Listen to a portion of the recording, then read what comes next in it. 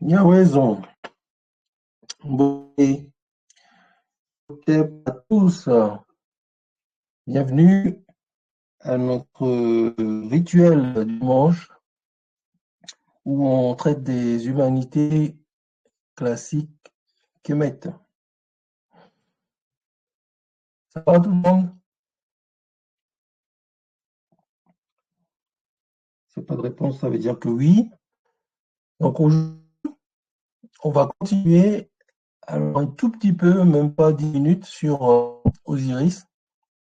En fait, Osir, comme on a vu que c'était son vrai nom, Osir ou Saré. Et puis on va enchaîner sur Isis. Comme ça nous permettra de faire la paire. Et la fois d'après, on fera 7 et Nephthys, ce qui nous permettra ensuite de rentrer dans l'histoire d'Isis et Osiris. Ça nous permettra, en lisant l'Isis et Osiris, de revoir un peu ce qui les caractérise les uns et les autres. Donc voilà, donc aujourd'hui, on va continuer un petit peu sur Oussaré, juste la partie sur le culte là on n'avait pas vu, le culte porté à Oussaré.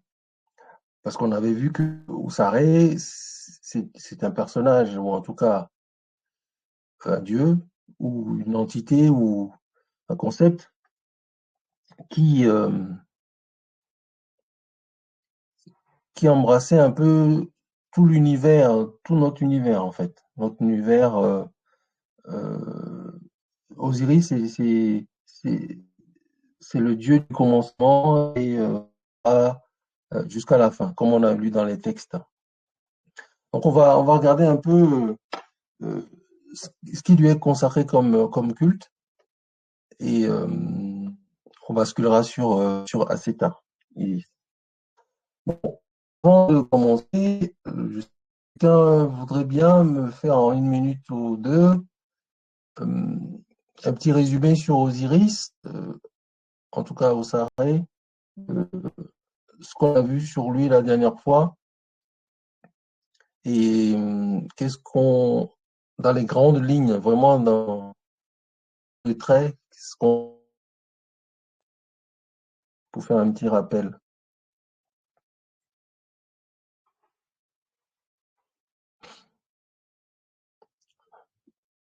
Vous avez la parole,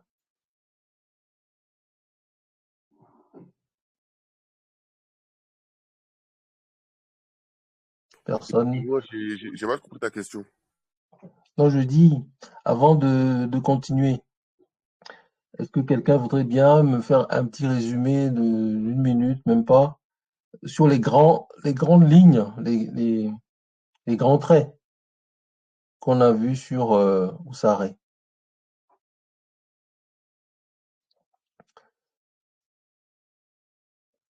Non, bah si. Qu'est-ce qui veut bien? Coladé. Collader. Ah, bah, vas-y, collader. Alors, Osiris, c'est... Ton son un petit peu plus fort. D'accord. Osiris, c'est le frère et le mari de Isis. Euh, il a été découpé en morceaux par Seth et reconstitué par Isis. Donc, il a été réincarné. Ensuite, il porte la couronne de la Haute-Égypte. Il a dans ses mains le Nekrek et le Rika, qui sont symboles de puissance. Il a aussi la barbichette, donc qui montre que c'est une divinité. Et puis,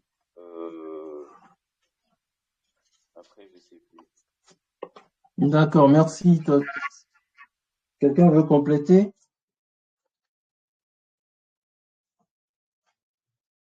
Non? Ok.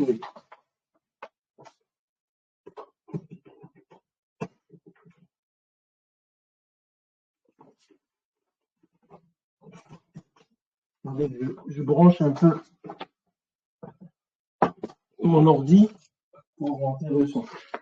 Donc oui, bah, effectivement, tout ce que tu as dit, c'est ce qu'on avait vu en partie. Effectivement, on va basculer sur Wikipédia, du coup, pour voir la suite. Alors, Osiris, on était sur ce texte-là.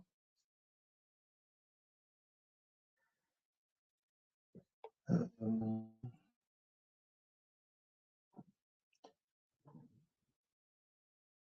ne sais plus ce que vous voyez à l'écran. Il faut que je regarde. Ah bah si, voilà. Vous voyez mon écran. Donc, on va descendre un petit peu. On va descendre jusque au niveau du culte.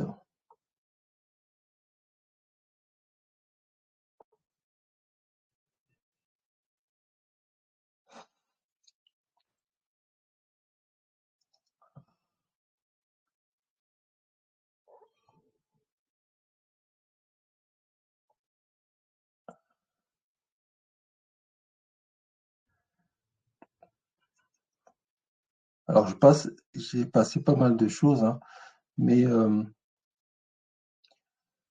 voilà, le culte, ouais, je pense que c'est ça, le culte des reliques. On va parler un peu des cultes.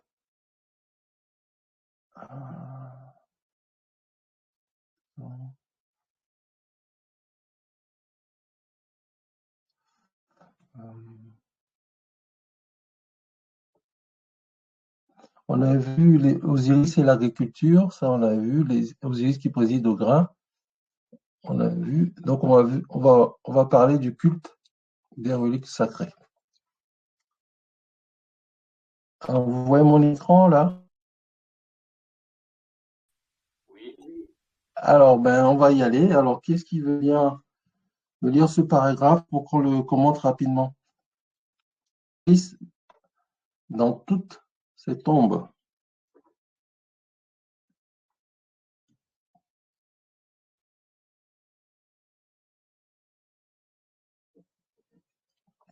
Qu'est-ce qu'il veut bien lire?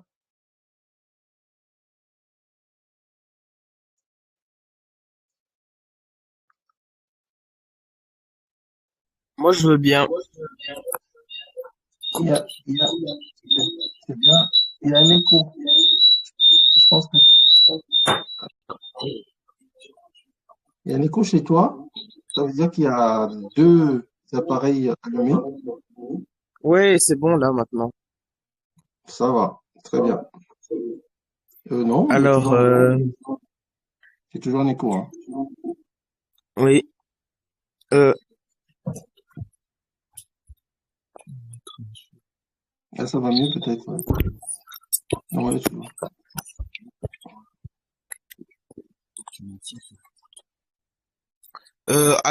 le culte d'Osiris s'est diffusé sur l'ensemble du territoire égyptien.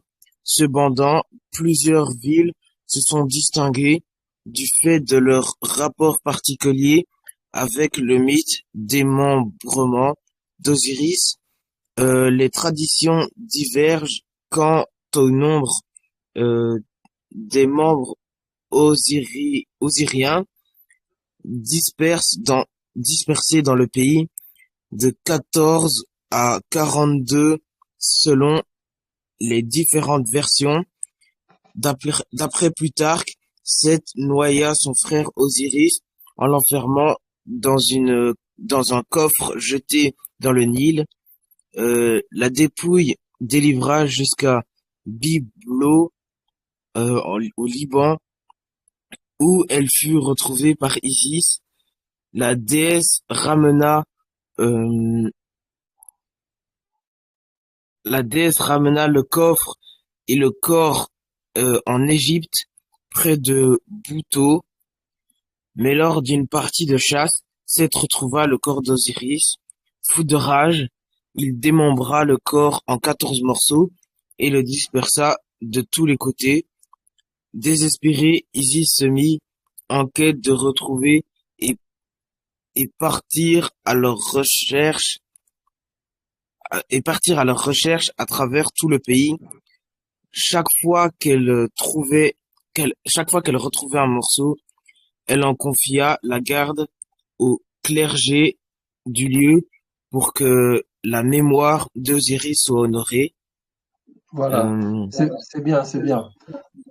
On va commenter cette partie. En fait, cette partie, elle introduit le culte qui est porté à Osiris à partir de l'histoire de la passion d'Isis. Hein. C'est le fait que Seth, le frère d'Osiris, l'ait assassiné et l'ait découpé en morceaux. Mais donc, il y a plusieurs façons d'interpréter les choses, puisque dans certains textes, on dit que le corps a été découpé en 14, et puis dans d'autres, le corps a été découpé en 42. Mais le fait que l'on parle d'Osiris en forme de mythe comme ça, c'est une façon de décrire aussi la façon dont le pays s'est organisé autour de cette histoire d'Osiris. Puisque quand on parle de 14 morceaux, c'est comme si on parlait de 14 endroits de l'Égypte, ou alors en 42 endroits de l'Égypte. Je vais vous donner un exemple, c'est comme si on racontait une histoire sur Paris et qu'on disait que Paris était découpé en 14 arrondissements, ou des fois, on dit Paris est découpé en 42 arrondissements. Est-ce que vous comprenez ce que je suis en train de dire?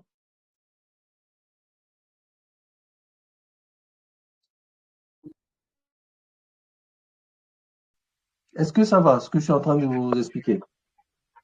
Oui, ça va.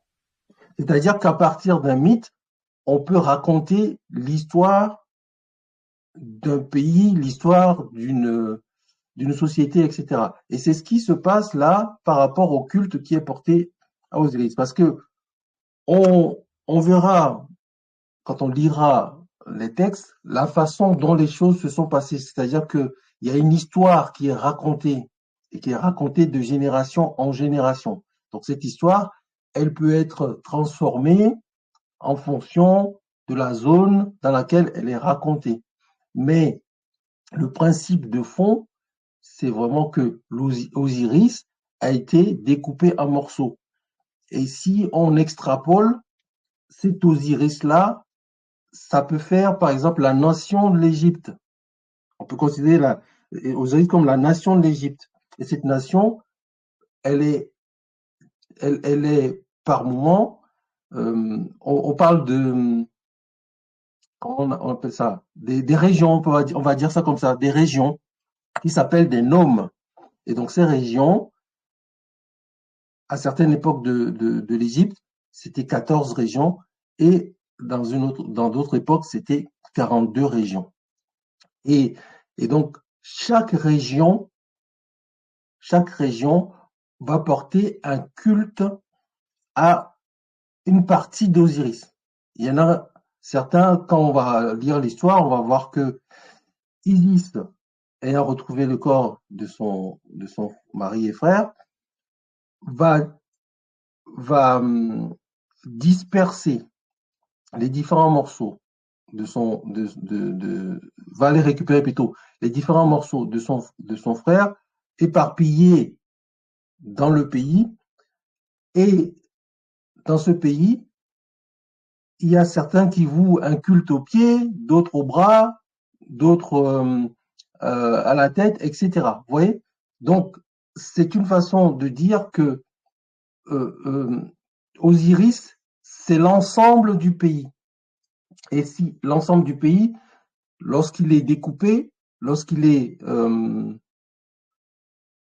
j'allais dire, éclaté, ne peut pas prospérer. Donc il faut que le pays fasse corps, il faut que le pays soit uni pour que le pays puisse prospérer. C'est pour ça qu'Isis s'est évertué à rassembler le corps démembré d'Osiris pour que le pays soit réunifié. Donc c'est un peu cette façon de comprendre les mythes. C'est-à-dire qu'il ne faut pas rester uniquement dans le merveilleux. Je ne sais pas si je me fais bien comprendre. Il ne faut pas rester dans le merveilleux, il faut essayer d'extrapoler un petit peu les histoires que l'on raconte en fait, ce sont des allégories, des histoires qu'on raconte pour nous permettre de comprendre les choses. Mais on nous les explique de façon imagée, c'est-à-dire qu'on nous projette dans des images qui nous permettent de nous familiariser, de nous permettre de lire en fait les choses. Or, c'est souvent des énigmes qui sont codées. Et donc, quand on arrive à les déchiffrer, ça donne le sens des choses. Donc, il ne faut pas rester uniquement à l'aspect, je dirais, merveilleux des choses. C'est ce sur quoi je voulais insister sur cette partie-là. Je vais d'ailleurs, je me suis fait la réflexion la dernière fois, je vais remonter un petit peu, avant de continuer, je vais remonter un petit peu sur la partie où on parlait d'Osiris.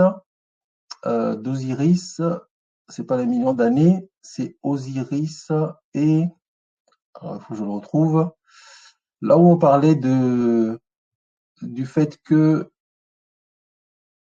Thoth a joué au dé avec la Lune, là. Parce qu'on parlait de 365 jours, là, du calendrier. Je retrouve. Je vais vous donner un exemple. Je vais vous donner l'exemple concret de comment il faut des fois lire les choses. Alors, c'était où? Quelqu'un peut se souvenir? Égyptologie. Alors, c'était quoi? Présentation, c'est pas ça. Première attestation, c'est pas ça. Archétype et association. Voilà. Attendez. Représentation. Épithète, on en a parlé. Osiris, fils de Nout. Voilà, ça doit être ça. Osiris et fils de Nout. Je vais vous donner un exemple concret. Ici.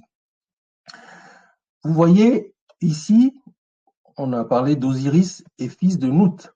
D'accord? C'est une histoire qui est racontée. On dit que Osiris et son frère ont eu des relations et ça n'a pas plu à Ré. Et donc Ré a interdit à Nout d'accoucher. D'accord? Enfin, je ne dis pas Osiris. Geb, Nout et la déesse du ciel plutôt. Je confondais. Donc on dit que Ré ici, a interdit à Nout d'accoucher durant les jours de l'année. Or, les jours de l'année, c'est 360 jours de l'année. Thoth, l'autre frère de Nout, décide de jouer avec des dés, au dé plutôt, avec la lune, pour lui gagner 1/72e de ses jours de lumière. Et ayant gagné 5 jours supplémentaires, il les place à la suite des 360 jours créés par Ré. Et donc, cette phrase-là, cette phrase qui dit que Thoth a gagné sur la Lune 1/72e de ses jours de lumière, est-ce que mathématiquement, quelqu'un peut me faire le calcul de 1/72e fois 360? Est-ce que quelqu'un peut me le faire, ça? Vous prenez votre calculatrice, vous me faites 1/72e multiplié par 360. Quelqu'un l'a fait?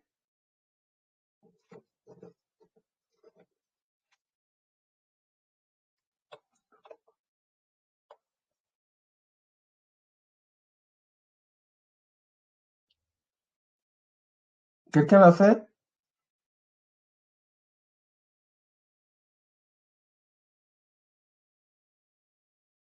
Qu'est-ce qu'il y a une calculatrice là? Qu'est-ce qui peut me faire ça? Moi, je Thaïs? veux bien. Tu l'as fait? Tu as une calculatrice? Bah, je sais pas, un 72e, ça fait quoi?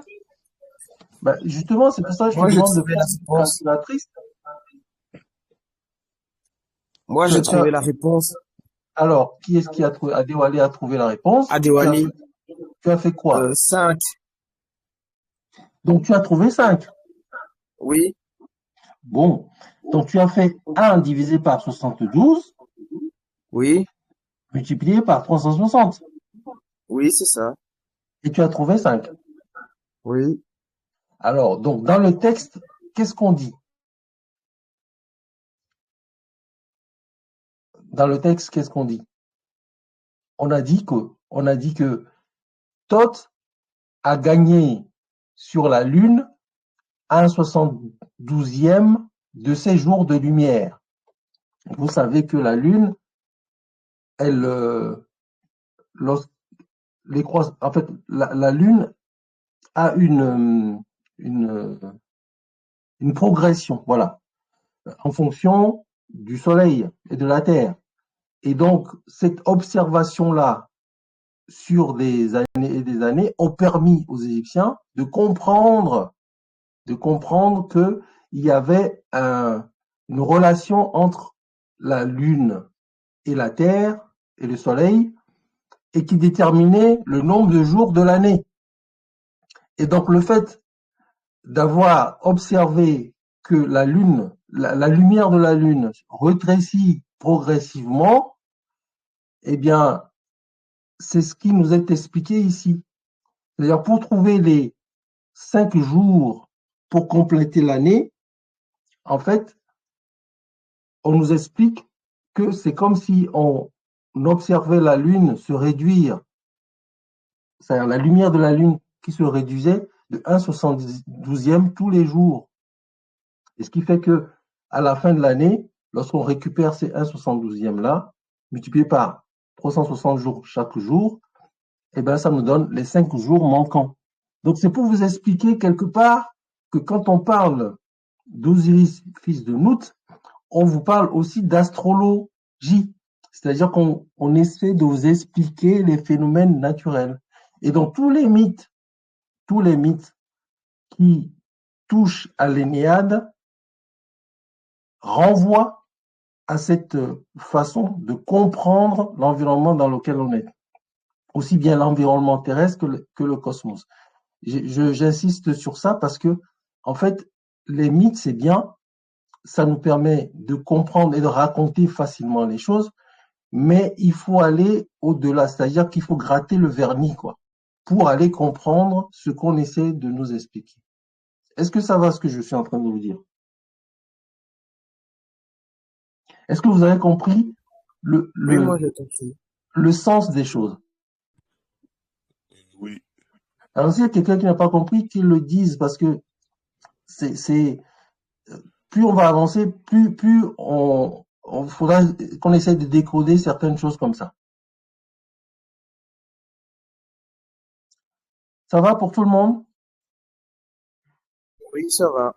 Donc, quand je parlais tout à l'heure du culte porté à Osiris, donc on a vu que Osiris était dans toutes les sphères de du royaume de Kemet.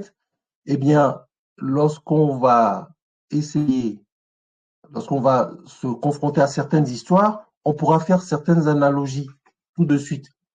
Par exemple, lorsqu'on va retourner au culte d'Osiris, je vais redescendre sur le culte d'Osiris.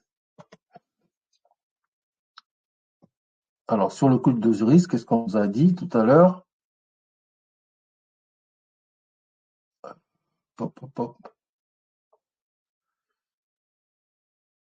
Voilà.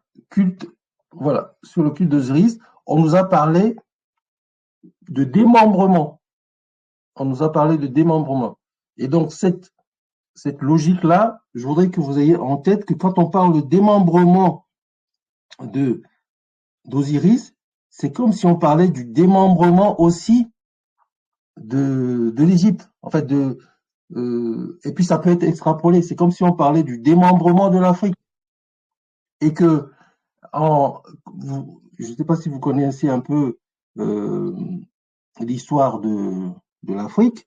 Est-ce que vous savez que euh, les Européens se sont partagés l'Afrique en, en 1883?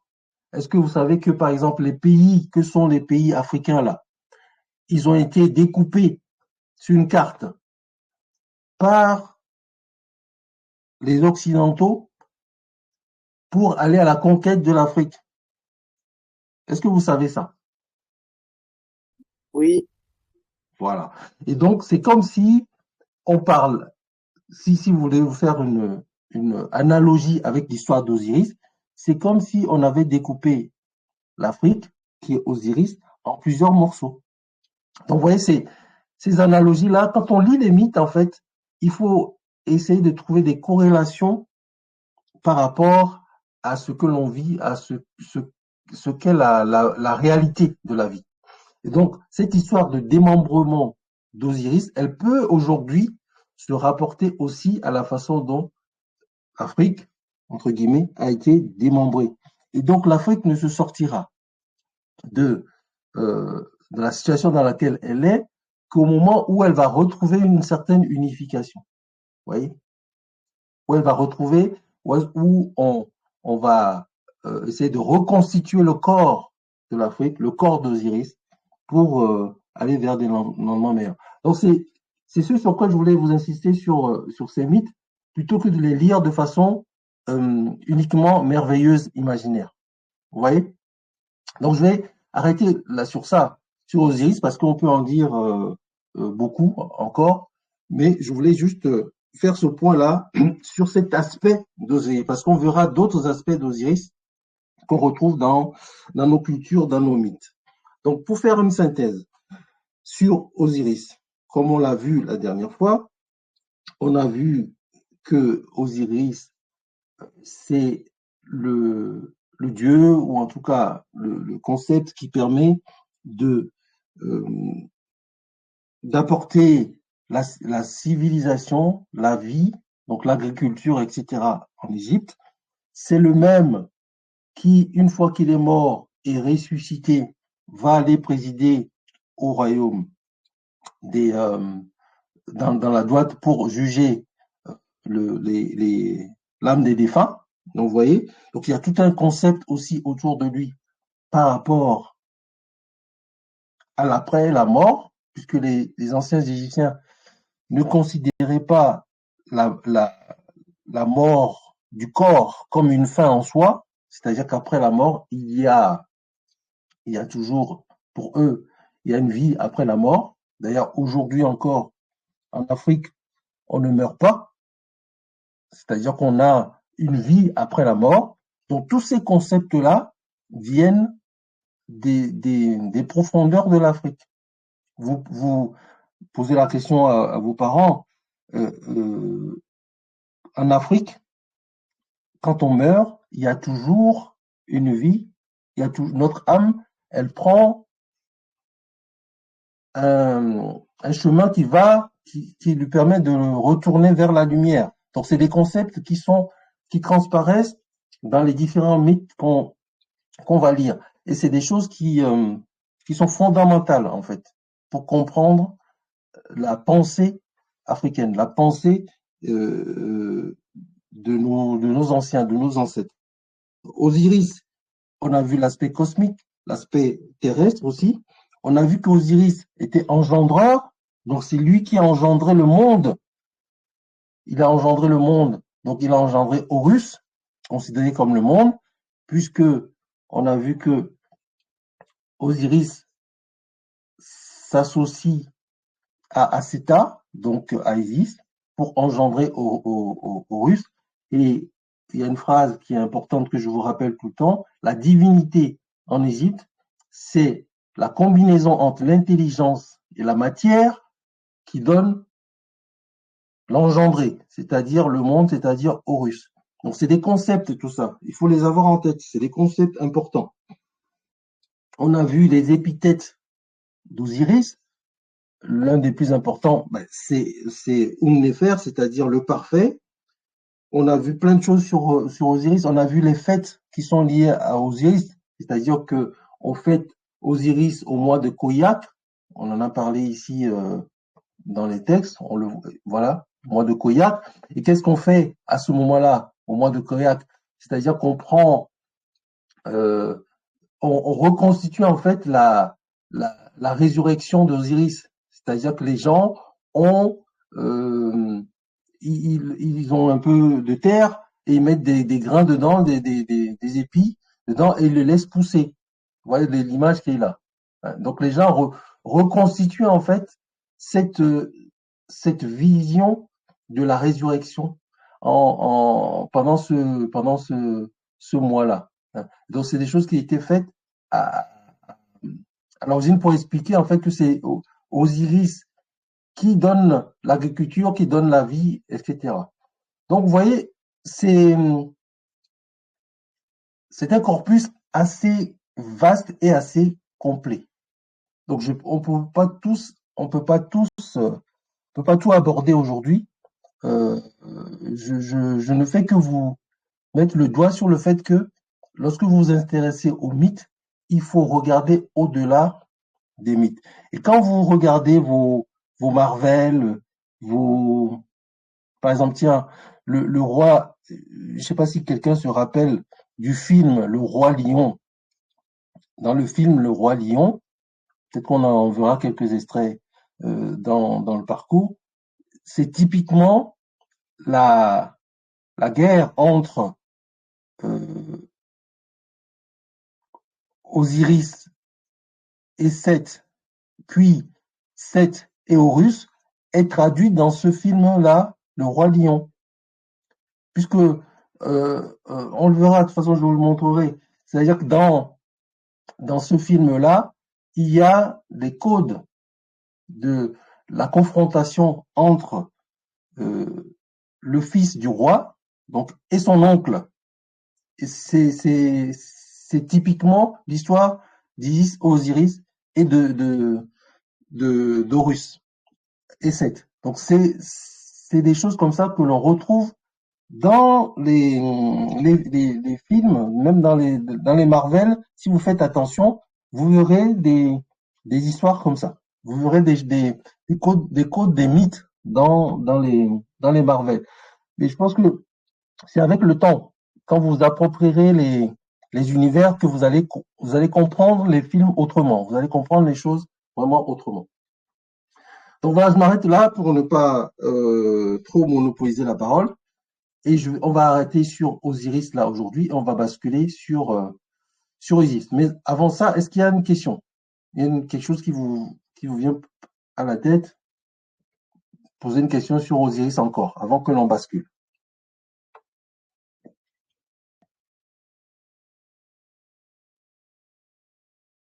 Ça va? Pas de questions? Non, pour moi, c'est OK. Bon, vous êtes bien sage. Eh bien, je dis à partir de cette introduction d'Osiris, puisqu'on y reviendra, je vous le dis, on y reviendra même souvent pour comprendre les choses, on va basculer sur Isis. Alors, Isis,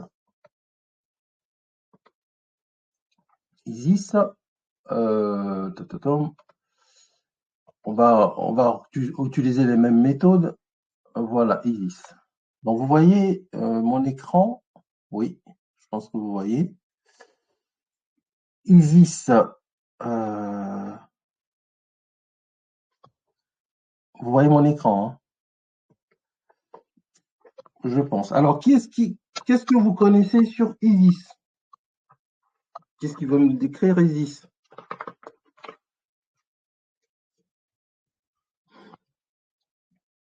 Je vous laisse la parole, j'ai beaucoup parlé. Moi, je veux bien. Alors, donc, Djouti. Vas-y, Djouti. Alors, Isis, c'est la sœur de Osiris. Oui. C'est aussi son épouse. Après, je sais qu'elle est aussi associée à Hathor, qu'on avait vu précédemment. Alors, elle est associée à Hathor, c'est ça tu dis? Oui. Et qu'est-ce qui permet de dire qu'elle est associée à Hathor? Bah, sur certaines images, on voit qu'elle a le disque solaire. Ah, le disque solaire ne suffit pas. Alors, regarde sur les images là. Quelles images? Donc, sélectionne-moi les images qui te permettent de rattacher Isis à Hathor. Euh, hmm, Bah, la deuxième de la première ligne, Alors, la deuxième de celle-là, la Vénus Gala, là, celle-là? oui, parce que Minat, Minette, je sais plus comment Ouais. ça s'appelle. Moi, je dirais pas ça. Ça me renvoie pas forcément à Thor, parce que alors les attributs d'Hathor, est-ce que tu t'en souviens? Ben, elle avait le disque solaire sur la tête, elle avait aussi des cornes. Oui. Euh, Bah oui, les disques solaires sur la tête et des cornes. Donc moi, je dirais plutôt la troisième image là, oui, aussi. celle-là. Celle-là, elle rappelle Hathor au niveau de la tête là. D'accord? Et celle-là aussi. Celle-là aussi. Celle qui est extrême droite là. Elle rappelle Oui, Hathor avec sur la tête. Donc vous voyez? Donc celle-là aussi. Donc là, lorsqu'on voit le disque solaire dans une corne, ça nous renvoie à Hathor. Ça, je suis d'accord. OK? Bon. Alors, quoi d'autre? euh, bah, à part ça, je sais pas trop, hein. Peut-être que c'est, je pense, la reine des déesses ou un truc comme ça. C'est La reine des que, déesses. OK? oui, La reine c'est des déesses. Ah oui, je la crois que mère. j'ai entendu dire que c'est Les ailes. la mère divine. La mère Voilà, c'est ça. divine. OK? Donc, moi, je note ce que vous dites. Hein. Reine des déesses, mère divine. OK? Alors, qu'est-ce qui vous fait dire que c'est une mère divine? Sur les Ben, images qu'on voit là. ben, parce que par rapport à ce que vous avez dit tout à l'heure, du coup, l'intelligence et la matière, ça fait l'engendrer. Vu Oui? que l'intelligence est associée à Osiris et la matière à Isis, qui donne Horus comme engendré, et que Horus, je crois, c'est un personnage quand même assez important. Et oui, on pourrait dire que c'est la mère divine quand même. OK. Mais quelle image là, sur les images là, qui vous renvoie à une mère La qui serait. quatrième de la deuxième ligne. Ou la Alors, la dernière quatrième de la deuxième ligne, celle-là, par exemple. C'est ça? Oui. Oui, Voilà, où on voit Isis qui allait un enfant sur ses genoux. Voilà. Donc ça, c'est euh, une, une image qui montre Isis allaitant l'enfant. Ici aussi, là, on voit Isis oui, allaitant l'enfant. D'accord? Et l'enfant qu'elle a sur les genoux, c'est Horus. Hein? L'enfant qu'elle a sur les genoux, là, c'est Horus. Et donc, c'est cette image-là, mère divine, qui a été reprise, par exemple, dans le christianisme. Hein. Marie, ça vient de là. Je vous le montrerai. Marie, la mère à l'enfant, la Vierge à l'enfant, son origine vient de cette iconographie-là, de ce culte-là. Donc, je ferme la parenthèse, on en parlera une autre fois. Mais donc, quand on parle de reine divine, déesse des déesses, mère des mères, mère de toutes les mères, et celle qui a engendré toutes les autres, c'est ces images-là qui permettent de le dire. Isis, mère à l'enfant, donc mère d'Horus. Ok. Alors, quels autres attributs on peut donner à Isis? Les ailes de la mat. Les ailes de la mat. Alors, on voit bien que Isis porte des ailes, ouais. Et donc, c'est bien les ailes de la mat. Ok. Bon, la mat, c'est un concept qu'on La abordera. justice. Oui, la justice, l'harmonie, etc. Donc, c'est un concept qu'on abordera, mais Isis représente également ça, c'est bien. Donc là, On voit ici, quand on voit une divinité accroupie comme ça, les bras écartés avec les ailes, on le voit ici. Donc la première image, on voit également ici, ce que je suis en train d'entourer là, on voit que la divinité avec les ailes, là, c'est la Maat. Donc c'est Isis également. On le voit ici aussi, vous voyez. Donc toutes ces images-là, c'est Isis représentant la Maat. Ok. Alors, quoi d'autre? Quoi d'autre? Quelles sont encore une autre caractéristique très importante dans les iconographies par rapport à la royauté, par rapport à qu'on avait évoqué sur les images là. Sur Le quoi? siège sur lequel elle est, Ben, c'est très bien, tu m'as le enlevé siège sur lequel elle est assise. exactement, tu m'as enlevé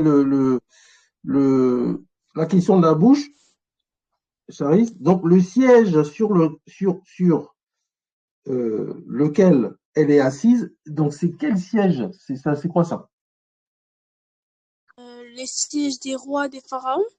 C'est ça. Et ça s'appelle quoi? Ça s'appelle comment? Un trône. Un trône, voilà. Le siège sur lequel Isis est assise, c'est un trône. C'est un trône.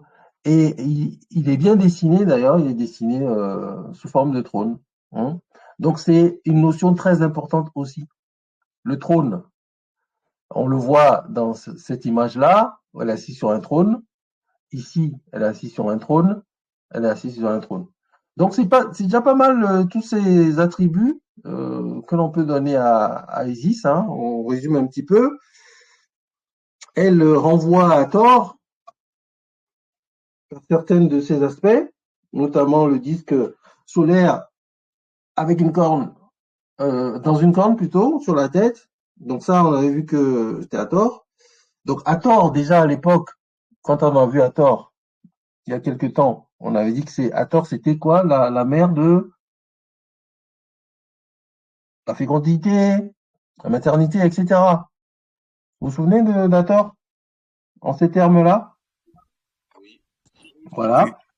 Donc voilà. Donc dans certains mythes, on associe Hathor à Isis.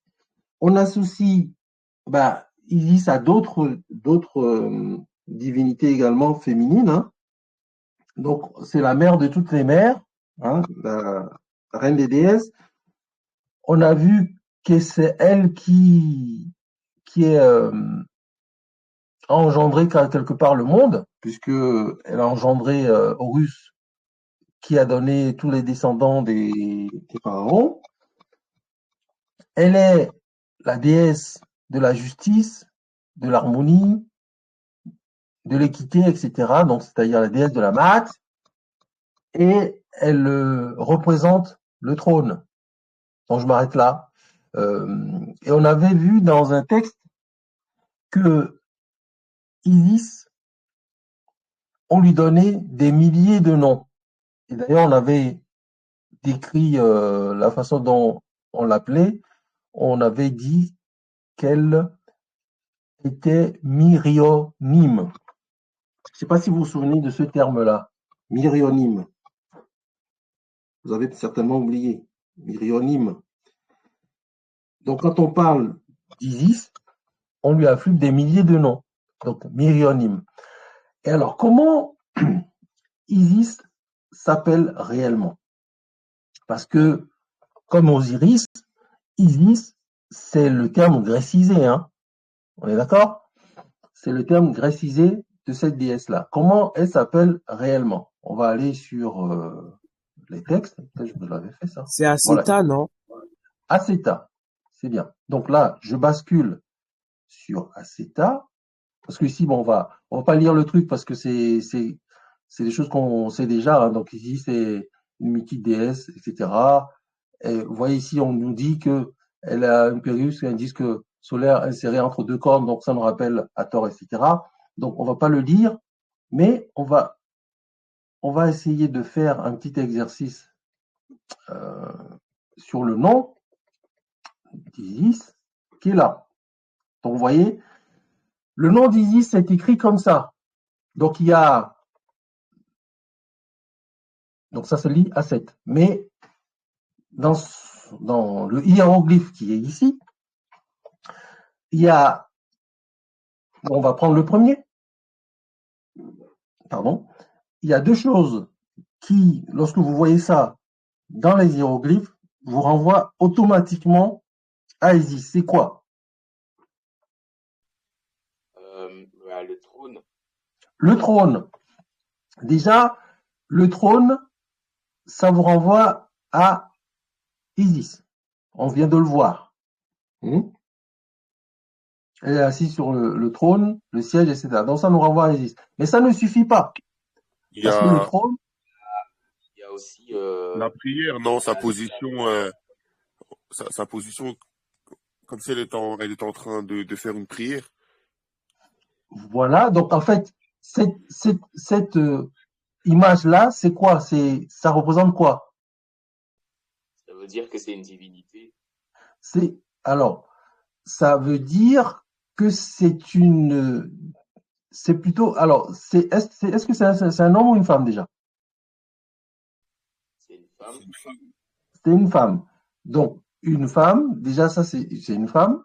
Donc, c'est-à-dire que l'icône qui est là, le trône plus la femme, ça nous renvoie déjà à un univers féminin, concept féminin, qui est renforcé par la galette de pain recourbée là. Chaque fois que vous voyez une galette de pain recourbée, c'est le du féminin. Ça renvoie au féminin. C'est le T en fait. C'est le T qui n'est pas prononcé, mais c'est le T du féminin. Donc cette iconographie, c'est-à-dire que dans les hiéroglyphes, la particularité des hiéroglyphes, c'est que c'est des images qui renvoient à des concepts, à des sons. Donc ici, par cette écriture, les scribes nous disent qu'on parle d'Isis par le trône, par le fait que c'est le trône et que c'est une divinité féminine. Donc ça, c'est ce qui nous renvoie à l'univers de Aceta. On peut l'écrire également comme ça. On retrouve bien le trône. On retrouve ici un serpent. C'est lequel ce serpent-là? Ce serpent-là, il ressemble à quel serpent? Celui qui ont les pharaons sur leur couronne. C'est ça. Et ça s'appelle comment? L'Uréus. L'Uréus. Donc, exactement. Donc, ce serpent cobra-là renvoie à l'Uréus que les divinités, que les pharaons, que les déesses et les dieux portent sur la tête. Et donc, on avait vu que ce serpent-là, c'était un serpent protecteur. Et quand on l'arbore, c'est forcément le signe de protection. Et comme on voit que c'est le trône plus le serpent, c'est toujours l'univers d'Isis. Parce que si c'était autre chose, si c'était par exemple, qu'est-ce qui peut être ramené au trône également au niveau des hommes? Si c'était Osiris par exemple, on n'aurait pas mis un T, enfin un concept féminin à côté, ni le serpent Aureus. Vous voyez? Donc la façon dont on écrit Isis là, par ces iconographies, nous renvoie en fait à ce qu'elle est réellement, à ce qu'elle renvoie comme concept réellement, c'est-à-dire le trône, c'est-à-dire la protection, c'est écrit ici d'ailleurs, déesse protectrice des enfants et des femmes. Et en cela, déesse protectrice des enfants et des femmes, eh ben ça nous renvoie également à Hathor. Et dans la chronologie des choses, c'est Isis associé à Hathor, on voit que les dieux et les divinités s'interchangent, prennent la place les uns des autres. Et c'est ce qui constitue en fait l'histoire ou la mythologie qui est relayée de génération en génération et qui imprègne les cultures. Ça va? Oui, Voilà, donc Oui. je pense que on va pas lire, on va pas aller plus loin dans Isis parce que c'est pareil, on a énormément de choses à dire sur Isis. Je vous ai juste mis le doigt sur quelques éléments qui vous permettent de reconnaître Isis et de l'associer facilement. Donc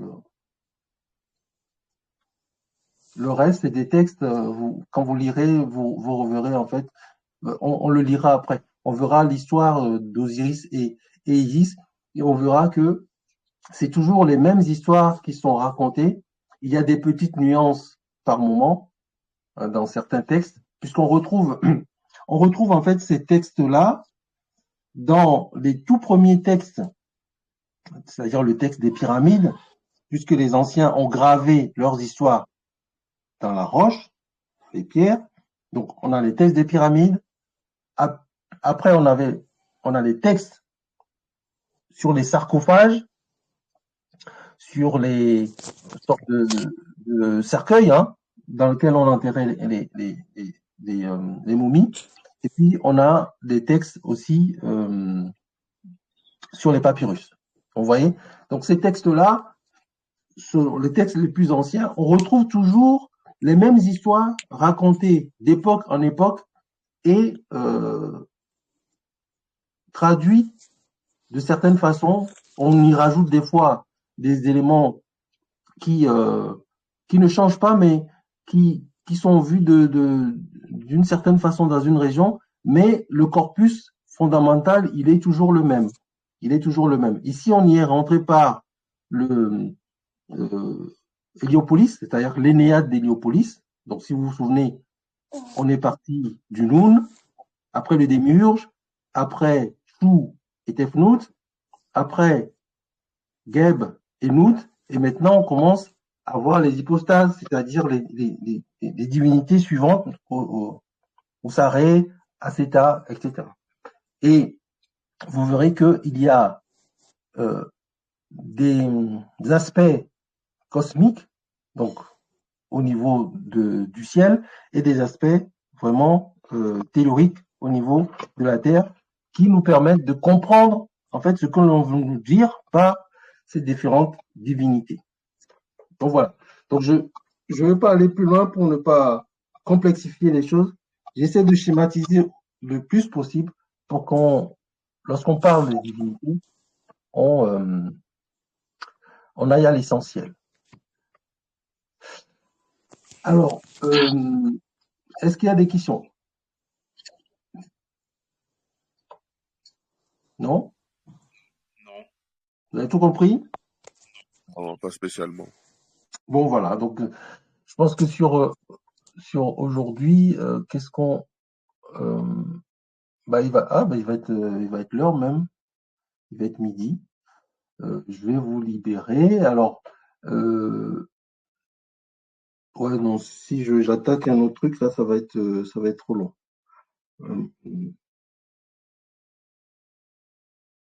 Ouais, donc la prochaine fois, donc ici, vous avez vu là qu'on l'a vraiment survolé. Hein, c'est par exemple Isis, la mère à l'enfant. Je pense qu'on en parlera dans l'univers Yoruba, par exemple. Est-ce que il y a des Yoruba parmi nous, hein, je me souviens, c'est qui? C'est Tot, hein, Tot et puis Adewale. Oui, moi et mon frère. Oui. Voilà. Est-ce que vous savez la divinité chez les Yoruba qui pourrait se rapprocher d'Aceta? non. Moi, je sais pas trop. Vous ne savez pas? Non. Attendez, je vais vous le montrer. on va aller chez les Nétérous. Yemaja. Alors, c'est comment ça s'écrit, les gars? Yemaja. Yemaja. Yoruba. Non, c'est pas ça. Yemaja. Je vais voir si ça. Yemaja.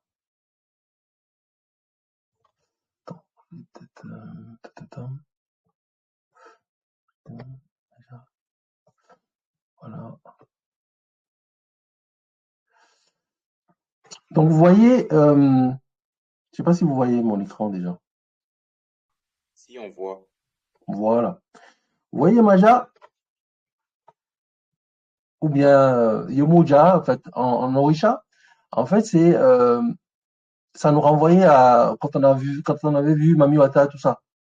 Quand on a vu Mamiwata, tout ça, et qu'on parlait d'Ator, tout ça, eh bien, ça, c'est la même divinité.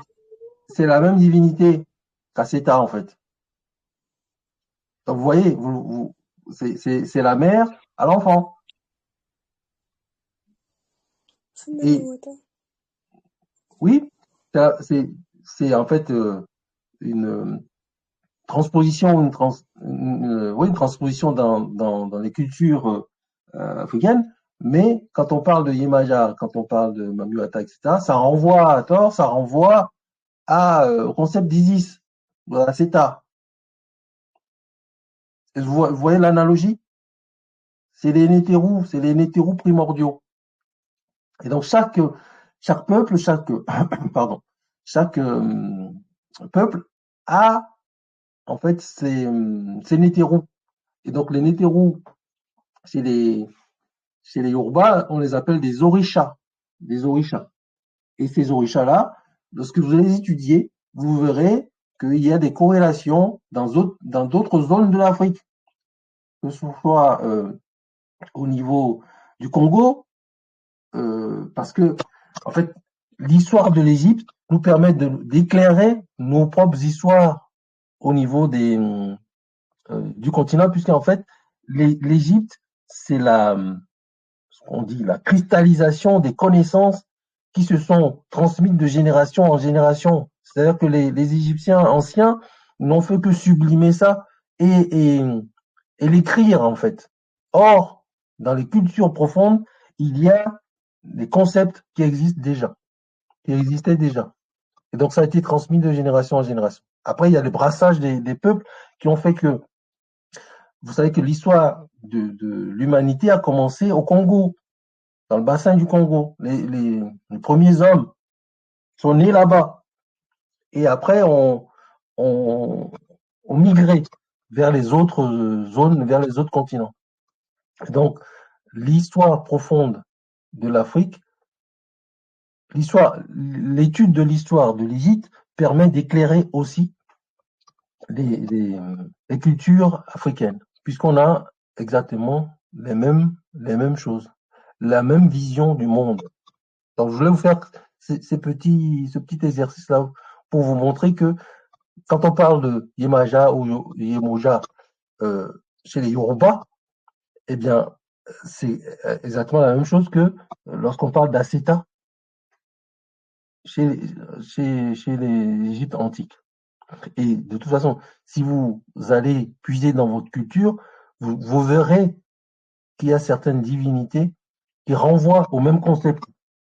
Voilà, c'est ce sur quoi je voulais vous mettre le doigt là. Donc j'arrête là pour aujourd'hui. Donc voilà. Donc on va passer à la conclusion si quelqu'un veut conclure par rapport à aujourd'hui. On finira par ça. On continuera sur Isis et Neftis C7 la prochaine fois. Donc qu'est-ce qui veut conclure? Est-ce que aujourd'hui vous avez compris là où je voulais vous emmener le sens des choses?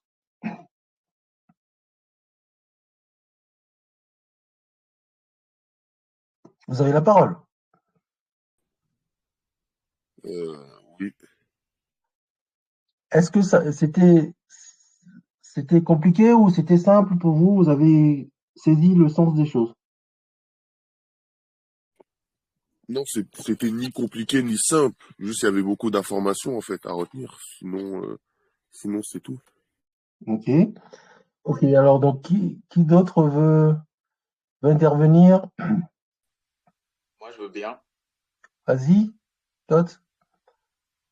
Ben, aujourd'hui, je trouve que c'était plutôt basé, les notions étaient plutôt basées sur des concepts, pas des trucs concrets à proprement parler, mais plutôt des concepts. Du coup, ben, il faut bien les comprendre pour pouvoir, enfin, il faut bien les assimiler pour pouvoir comprendre ce dont on veut parler, quoi. Parce que c'est plus des concepts. Oui, tout à fait. C'est-à-dire que je voulais quitter le monde du merveilleux, puisque quand on lit les mythes, on nous raconte des histoires, c'est vrai. Je voulais nous décentrer un petit peu du monde du merveilleux pour aller vers effectivement des concepts, mais c'est des concepts euh, qui nous touchent dans notre quotidien hein, aussi. Hein. Faudra. Alors c'est vrai que comme ça, c'est pas évident.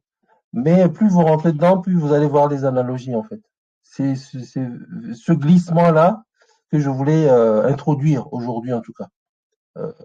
Parce que voilà, quand on parle d'histoire d'Isis et Osiris, on nous le raconte sous forme de mythe, etc. Mais ça a d'autres connotations.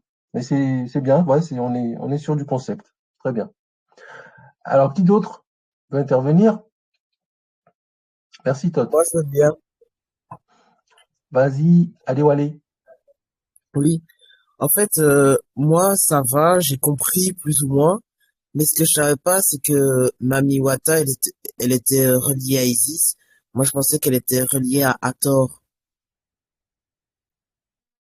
Oui. Oui, mais Isis et Hathor, on a vu qu'il y avait une imbrication tout à l'heure. Mais je disais juste que je savais pas ça. Oui, mais tu vois que quand on parle Isis, Hathor, eh ben, Hathor, c'est, c'est comme Isis, Isis c'est comme Hathor, et c'est comme Mami Wata, en fait. Voilà, c'est des concepts qui s'interchangent. D'accord. Ouais. C'est pour ça Sinon, à qu'on part ça, dit, ça va, j'ai bien compris. c'est pour ça qu'on dit que Isis a des milliers de noms. On parle de myrionymes. Quand on avait parlé de, justement, Isis d'ailleurs, Hathor, etc. On avait parlé de myrionymes et ben, Isis a des milliers de noms. Donc c'est la mère par excellence, Isis. Et elle a tous les aspects en fait. Elle a vraiment tous les aspects. Donc c'était pour introduire ça. Alors qui d'autre veut parler? N'hésitez pas à exprimer ce que vous ressentez, ce que vous avez compris, pas compris. Hein. Allez-y. Ça me permet moi de voir à peu près euh, si ce que je dis, euh, si ce que je vous dis vous va ou ça vous va pas. Comme ça, je peux réajuster. C'est pour ça que je fais cet exercice toujours à la fin pour voilà pour m'assurer. Allez-y.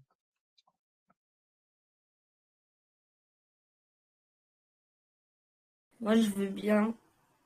Vas-y, Janeya. Oui. Bah, en soi, ça va, j'ai compris. Et bah, je sais pas si j'étais là quand vous avez parlé d'Ator.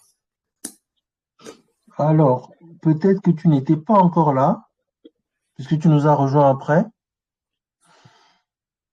Euh, mais tu as dans notre groupe, dans le groupe Telegram, là, tu as une fiche sur Hathor. J'avais fait un résumé quand on a parlé de Sekhmet, Hathor, Bastet. Il y a une fiche sur elle. Tu iras dans nos dossiers, tu verras. C'est assez synthétique. Hein. Si, si tu as déjà vu ça ou pas? Non? Non. Bah, tu pourras aller voir. Dans, je sais pas, je peux je peux vous le montrer. Je ne sais pas si je peux vous le montrer. Il faudrait que je... Ouais, faut que je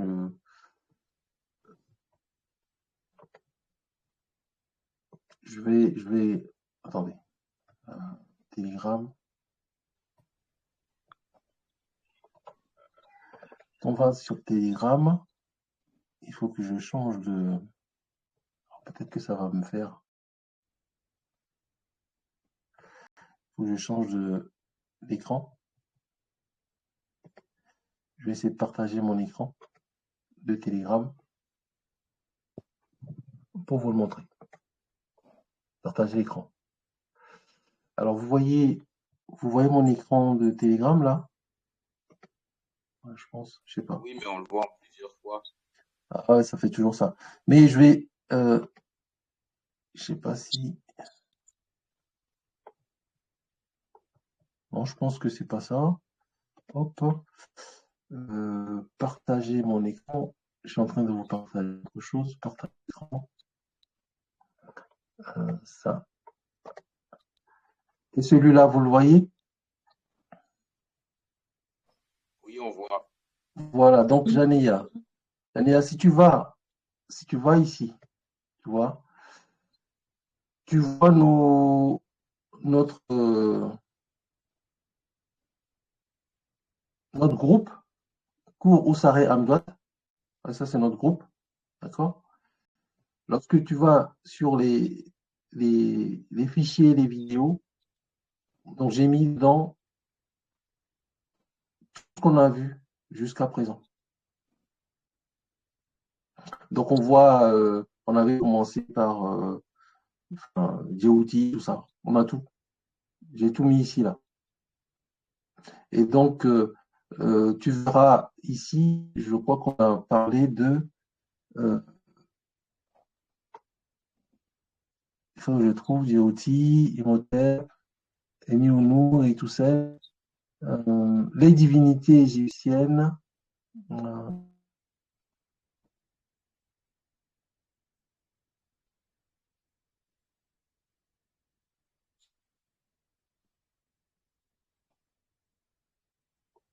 Ah ben écoutez, je crois, je vais vérifier si... Ah, Sekhmet, voilà, c'est ça. Donc le tout premier là, c'est Sekhmet. Donc tu prends Sekhmet, association Oussaré. Donc si tu prends Sekhmet, tu auras les informations sur la Torah dedans. D'accord? Ok. Tu vas dans les fichiers, tu cliques sur Sekhmet et tu auras les informations, toutes les informations dedans. Ça te permettra de te remettre un peu à la page. D'accord? Ok. Alors, bon, ben, il y a quelqu'un d'autre qui veut intervenir? Non,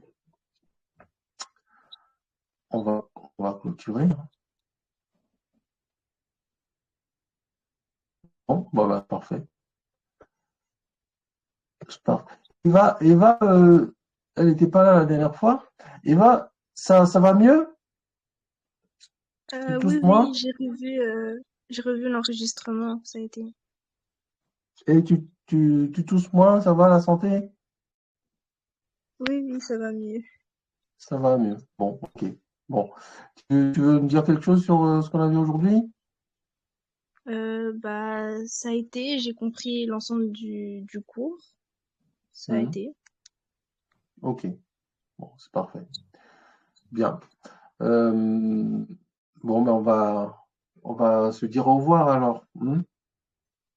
Si tout va bien pour tout le monde. Donc, on se voit la prochaine fois pour aborder rapidement 7 NFTs.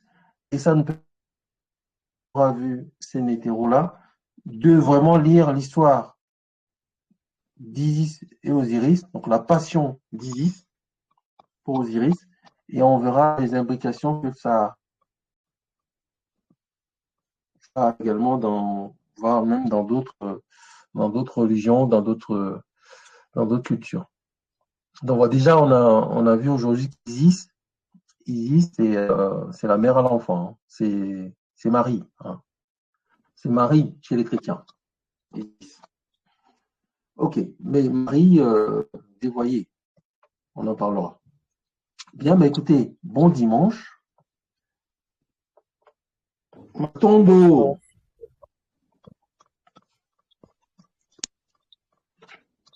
Miadogo. Bon dimanche. Bonne reprise pour tout le monde. Bonne reprise et à dimanche prochain. Bon dimanche. Merci, à dimanche. Au revoir. Au revoir.